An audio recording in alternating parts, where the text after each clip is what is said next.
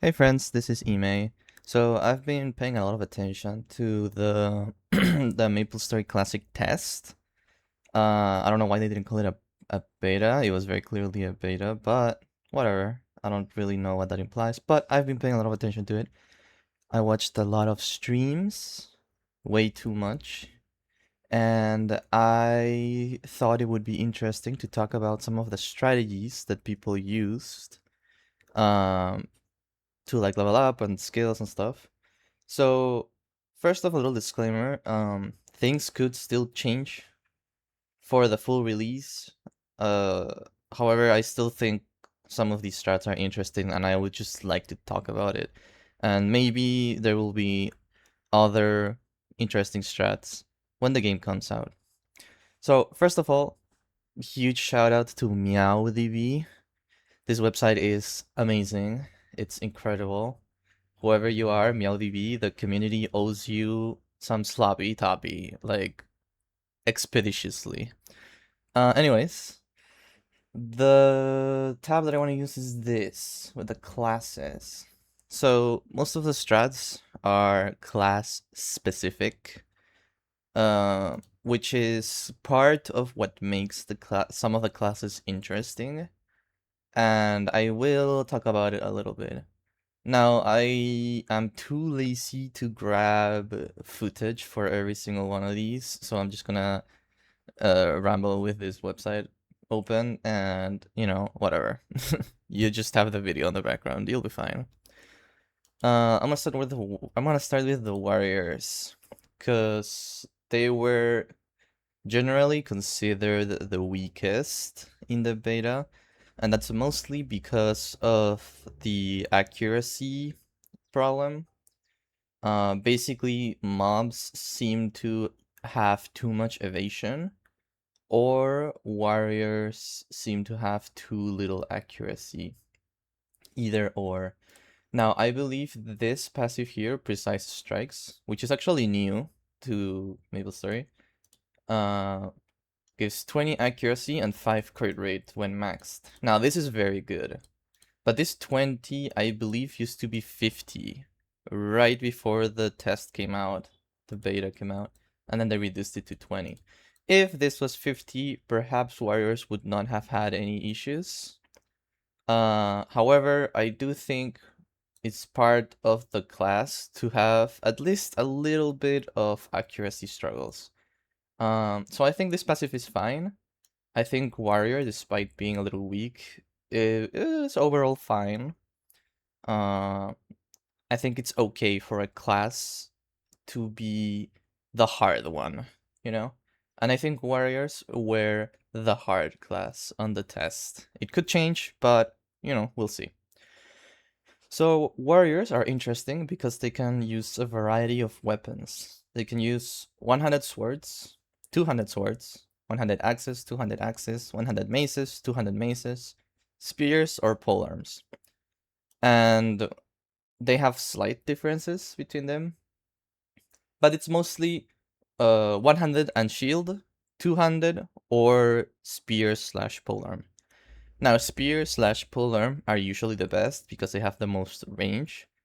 Uh, as in they can attack further, which is very useful. You can kite mobs better. They are a little slower, but that's usually not an issue. The only issue with spears is that they have the biggest inconsistency in damage compared to something like sword. So sometimes you'll one shot and other times you'll do like not even half of an enemy's damage, an enemy's HP. So if you go 100 and shield, you do less damage, but you take less damage. And shields can have accuracy. So this already gives you an option. Either spend less pots and do less damage, or spend more pots but do more damage. Now, doing more damage could also mean saving pots if it means you can one-shot a mob versus two-shotting, and that's a big difference. So basically, 100 in shield is usually best if you can one-shot mobs, regardless. Because if you can one-shot mobs with a sword and shield, that means you're gonna one-shot with 200 or with spears and polearms. And so you might as well be tankier and save pots. Now another thing that makes spears better is that at level 20 there's the fish spear that gives you some accuracy. So that's usually what people do. They just go spear at level 20. But you have options, and I think options are very cool. Um Now let's go to second job. So I'm gonna start with Page because Page was the most interesting to me. Page has a Threaten, which doesn't work like it used to before. Before, it was an attack that reduced some stats of the enemy, and it was pretty shit. Pages at second job in the past were basically just Wars Fighter for various reasons. However, Threaten is ranged now, and it can debuff for enemies, and uh it aggroes mobs. So what you could do is you could go to a map with Sturges, the mobs that fly around, and you could aggro them with Threaten, and they would come to you, and then you would just slash blast them. So I think that's a very interesting strategy with Page that makes Page be slightly more interesting than something like Fighter. Now, Fighter I would consider the weakest in the beta because Rage gives attack power now. And what attack power is, basically every point of attack power is roughly equivalent to 1 point of your secondary stat. Now this means 35 attack power isn't actually a lot of damage. It's actually less damage than the previous Rage. The only advantage is that it can stack with other attack power buffs. And before, it wouldn't be able to stack with other attack buffs. So this remains to be seen if it's better or worse than before. I believe it's probably gonna be worse. Now, the new thing about Fighter, besides Rage getting nerfed, is that axes are quite good now. However, I would say not yet. So, Axe Mastery, first of all, I'll just mention Sword Mastery. Sword Mastery now gives you some accuracy, which is great. Axe Mastery, instead of accuracy, gives you a bleed. And this bleed is actually pretty decent. It's pretty decent damage. However, for mobbing, this does very little.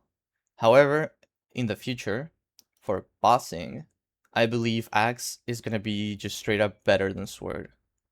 But for leveling, I believe Sword's gonna be better.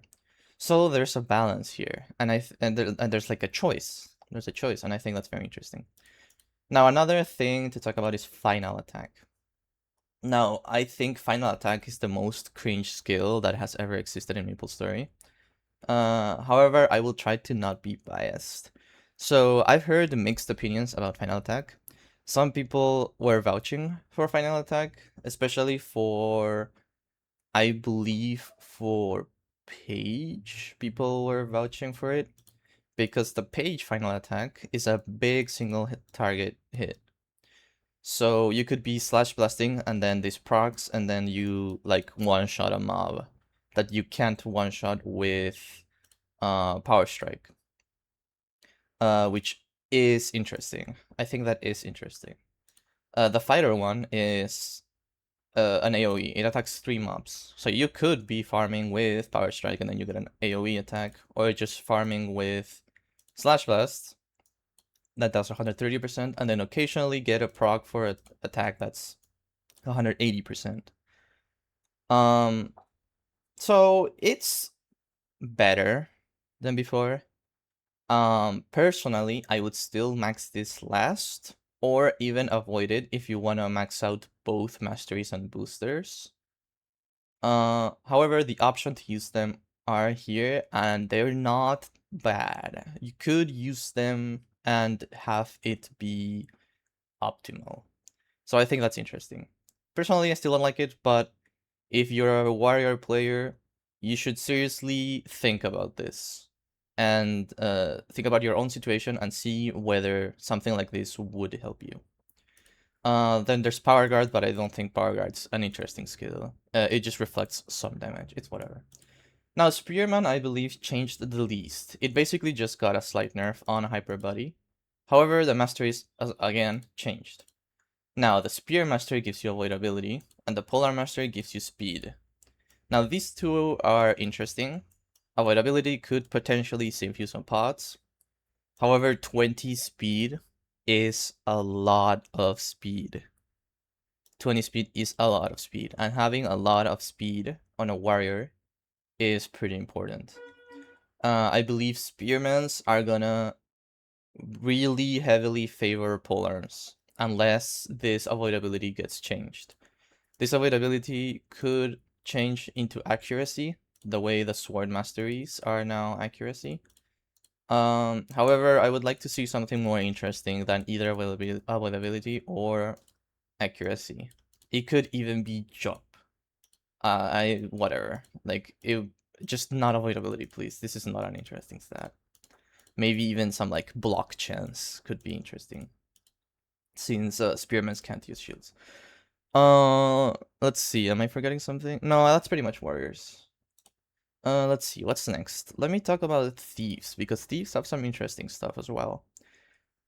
So, first of all, which one was it? Keen Eyes? No. Oh, I think it's a second job shit. Yeah. So in second job, assassins get this passive. 15% crit, 35% critical damage. This is kind of amazing. This is great. This is really good.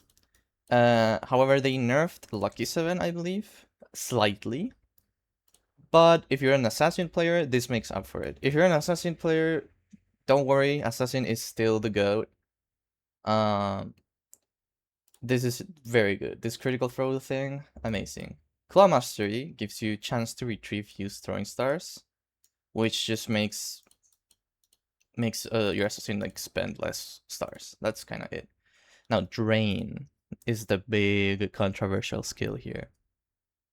Drain, when it's maxed, does the same percentage as Lucky 7, but only one line, and it heals you for the damage that you do.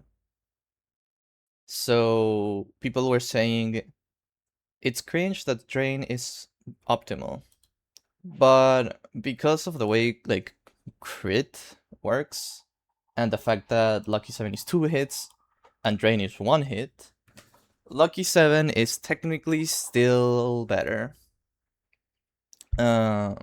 Just because it's more consistent in terms of damage. For everything else, Drain is pretty much the GOAT. Oh, sorry about that, I've got my WhatsApp open. Drain is still pretty much the GOAT. If they do not change Drain, like if it still does the same damage as Lucky 7 when maxed, every assassin should be using Drain. It's gonna save you like so much money. And assassin is already a class that spends a lot of money recharging your stars. Now, Bandit is also very interesting. Now, I believe Savage Blow overall got buffed compared to the OG Maple. I believe so. So, there's people that are leveling up to 37 with Lucky 7, because Lucky 7 is better than Double Stab. And then they are putting 21 points into Savage Blow, and then 1 point into Haste. Now this is interesting, because it means you use Savage Blow as early as possible, which is level 37. However, instead of doing Lucky 7 until 37, and then switching to using Savage Blow, you could just level up with Double Stab, and just max out Dagger Mastery, right? So this is the noob strat, I guess. But Dagger Mastery now gives you some crit rate and some chance to ignore knockback on top of just the mastery that it gives you, that, you know, damage uh, the minimum damage hit being increased, right? That's what mastery does. So using double stab with maxed out mastery is about as much damage as Savage Blow, right? So if you can do double stab with maxed mastery and you can one-shot mobs, the going mastery first is gonna be better because you're gonna be killing mobs, like more mobs per hour. Now, alternatively, you could do the Lucky 7 strat until 37, then do an SP reset and put points into double stab and then get mastery, right? That way you are doing the double stab strat in second job, but you are leveling with Lucky 7. Now, I believe this is the best strategy. However, it requires an SP reset, so not everybody's gonna be able to do that. But if you wanna play Bandit optimally, you can consider that. However, Savage Blow is a very cool skill, so if you wanna just focus Savage Blow, I think it's valid. There's also Steal, which gives you an attack power buff. Now, as we talked about with Rage, attack power is not that great. And it's better to level up Dagger Mastery and Savage Blow first. So by the time, and then like attack power is worse the higher level you are and the stronger you are. So by the time you've maxed out Dagger Mastery and Savage Blow, and you can start leveling like Steel, it's already not good. So I don't know what's the deal with Steel, but you know, it'd be like that. Another interesting thing is, well, there's Nimble Recovery thing that gives you a little bit of healing, but mostly the fact that the duration of Haste and Dagger Booster at level 1 was increased to 100 seconds. So you can honestly leave them at level 1 and they're still pretty good. So you can just like say you reach level 30, you have 1 point, you put it on haste. Then at 31, you go like Dagger Mastery, 3 points into Mastery. Then level 32, you put 2 points in Dagger Mastery, so your Mastery is level 5, and you can then put 1 point on Booster. So now you have level 5 Mastery, level 1 Booster, level 1 Haste, and honestly, you're gonna start feeling like a fucking maniac with these 3 skills like that. If I were to play Bandit, this is what I would do, personally. If you like Savage Blow, then just focus Savage Blow until level 37, and then at level 37, it's gonna be better than Double Step. But this is the strat I would do. 1 point haste, 5 mastery, 1 booster, and then max out mastery using Double Step. That's pretty sick, honestly. I think thieves are very fun. Then there's the mages. The mages are honestly very like set in stone, I guess. However, there's some like SP reset stuff you can do. So basically, Energy Bolt uses less mana than Magic Claw, and they do about the same damage. Now, people were saying Magic Claw, despite having less total basic attack damage here, was doing more damage. This could be like a code thing, some like equations in the damage formula. Or it could just be the fact that every class gets 5% crit chance, and Magic Claw having 2 attacks makes crits be more common, right? However, you need level 1 Energy Bolt to get points in Magic Claw, so you could save that 1 SP and just focus Energy Bolt and use less mana, and just train on whatever you can one-shot. You're gonna save mana overall. It's gonna be kind of lame because Energy Bolt is kind of a lame skill, but it's pretty good. Now there's a lot of mages that don't max out either of these. They level them up until you can one-shot mobs, and then they stop leveling them up because all of the second job mages get new attacks, right? So there's no point in maxing either of these two if you're just gonna max out, get a new attack in second job, right? Now Magic Guard in the early game is actually not good at all because HP pots are cheaper than MP pots. So it's better if you just take the damage straight into your HP and just use pots. Now, if you're watching this and you don't know what Magic Guard does, I think you might need to get used to the game first before understanding most of what I'm saying. But I'll just explain it real quick. Magic Guard, what it does is that when you get hit and it's active, 80% of the damage that you take goes to your MP instead of your HP. Now, this is good because mages have a very large MP pool.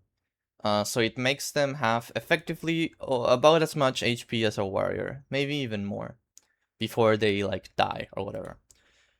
However, this means you have to use mana pots, a lot more mana pots instead of HP pots, and mana pots are more expensive. So Magic Guard is gonna lose you meso early game, a lot of meso. You still are gonna need it for later, but you can leave it for last, I guess. Now Magic Armor, I don't think it's worth. It's a lot of weapon defense on Magic defense. I just don't think it's worth because improved MP recovery is pretty damn good.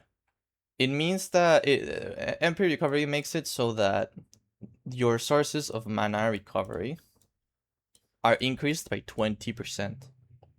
Now, this is basically you just make 20% more money, right? Because you're gonna spend the 20% less pots.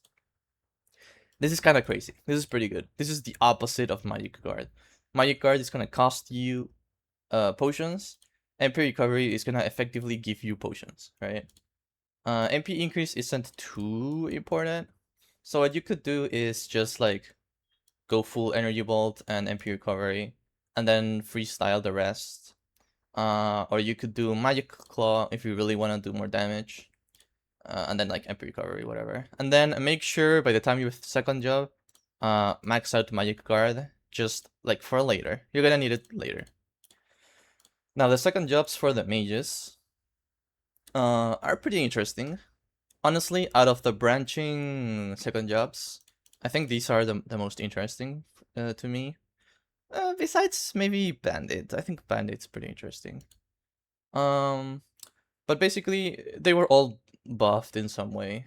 Cleric had their heal nerfed a ton, which means heal is no longer the skill you use to grind. If you try to kill undead mobs with heal the way we used to, it's gonna do very little damage. However, Holy Arrow is giga buffed. This skill is crazy. It does 3 attacks, and those 3 attacks can be split amongst mobs. So you can hit 3 mobs with this, and it's pretty strong. And if you hit 1 mob with this, it's also like way better than Magic Claw. It's basically double damage than Magic Claw, which is pretty crazy. And also because it's 3 hits, you're gonna see more crits happen because you're doing more lines. Teleport, as always, costs a ton of MP. So teleport could be worth because of the time it will save you moving around, but it's gonna cost you a lot of pots. So you're gonna have to like evaluate if you think that's worth it for you or not. Invincible feels like it's gonna be better later because it doesn't feel like it's worth maxing like as either one of your first 3, potentially 4 skills. Now, MP Eater was nerfed, but it's still good. So what I would do as a cleric is like 1 point in heal, just so you can heal yourself, save some HP pots, heal your party. Then go full Holy Arrow. Then like MP Eater. Then it's like either teleport, invincible, or bless. Like it could really go anyway. I'd probably go teleport. Like 1 point heal, holy arrow, impeder, teleport. That's probably what I would do personally. But invisible is not bad. You can take less damage, so you know that could save you some pots as well. Now, ice lightning and fire poison. I'm just gonna talk about them at the same time because the only thing different about them is like the elements that they do. Fire poison does AoE with their poison breath. It works kinda like Hunter's explosive arrow in the way that you throw out a projectile and the projectile explodes and hits the enemies around it. Now the AoE for that is pretty decent. So poison breath is honestly not bad. It also like poisons enemies, which doesn't do a lot of damage, but it keeps them aggroed to you if you just hit them once. So it extends the aggro duration a little bit, and that could situationally be decent. Now, Fire Arrow does pretty damn good single target. So if you're training at mobs that are weak to fire, with a skill like this, that also does a damage per time, you can very easily one-shot enemies with this. So this is interesting. I think Fire Poison is pretty interesting. Now, Ice Lightning is very similar. Thunderbolt you use to AoE, do AoE like hit multiple mobs. And you can stun with this. It's a 20% chance to electrocute. And electrocute is a stun basically. Now this can be good or this can be bad. It can be good at keeping enemies away, and it can be bad at teleporting around and aggroing mobs and having them like come to you. But it's still a good skill, you know. Isolating, king of fucking grinding, you know. Surprise, surprise. Now there's an interesting place to grind, which is the low ranks, where they are weak to lightning. So a nice lightning mage that's like focus leveling Thunderbolt can probably go to the low ranks very early at like level 35 and start killing them for some pretty good XP. So I think Ice Lightning Wizard is slightly better than Fire Poison, but you know, it all depends on where you train and how's your gear looking and like your party even. And then Cold Beam is a single target ice skill. It does slightly less damage than Fire Arrow. So this is kind of the trade-off, right? Ice Lightning mobs slightly better than Fire Poison, but does slightly less single target damage. And Fire Poison does slightly more single target damage, and mobs slightly worse than Ice Lightning. So, you know, you pick whatever you prefer, right? The mages are very strong.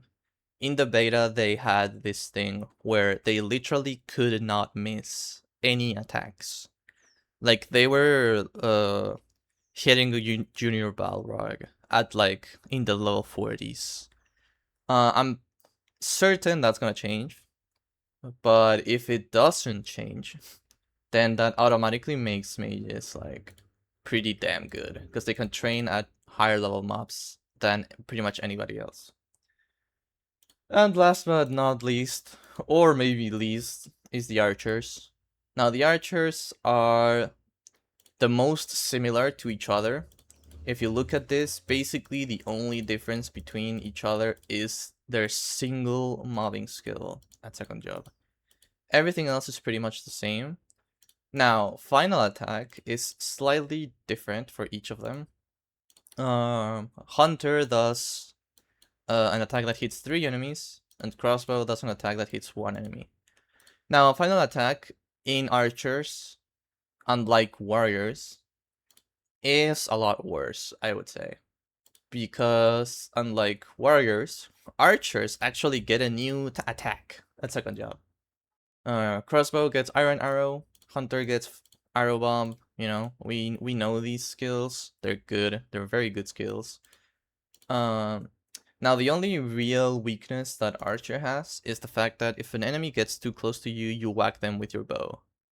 Now people were complaining that they should remove that, However, this skill exists, Power Knockback, and I think it's kind of an interesting skill. So I would say they should keep the bow whacking in the game and just buff archers elsewhere. Like, I think maybe archers could do the same or even more damage than the thieves, because they are a long range single target and they can't move much. Like, assassin can jump attack, archers cannot. Assassins get haste, archers do not. So what does archer have over assassin, right? Almost nothing. So I think they should do more damage and keep the bow whacking and force you into like incorporating power knockback into your playstyle. I think that would make archer slightly more interesting. Besides that, there really is nothing else to talk about this class. Like, they have passives that are good, of course, you know, critical shot, Amazon's Judgment. This one's kinda iffy. This is a slow, and slows are very good. They're very interesting. So maybe there is a situation where you're running out of SP and you don't know what to do. So what I would say is you really want to max critical shot. You really want to max Eye of Amazon. And after that, you can probably max out double shot and put like a point on Amazon's Judgment. Now Arrow Blow is also not bad, but the thing about double shot is that it can split its arrows to attack 2 mobs. And this could situationally be better than Arrow Blow, whereas Arrow Blow just like hits a single mob. Now, if you can one shot with double shot, that's amazing. You're gonna kill a ton of mobs. However, it's not very strong. So maybe you can opt to try and one shot with Arrow Blow, and then if you have, say, 2 mobs in front of you, and you use double shot, it's gonna take you 2 double shots to kill both mobs, and it's gonna take you 2 arrow blows to kill both mobs. So it's taking you the same amount of skill casts, but double shot costs more mana, right? So there are situations where double shot isn't better than arrow blow. So, you know, just take your pick. Now, alternatively, you could put, like, you could try and max, like, these 3, and then just put the rest into arrow blow. Then go into your second job, and as soon as either of your skills is, like, a pretty good level, you can do an SP reset to get rid of the points in arrow blow or double shot, and put them on, like, focus. And then, like, survive of only using your second job skill.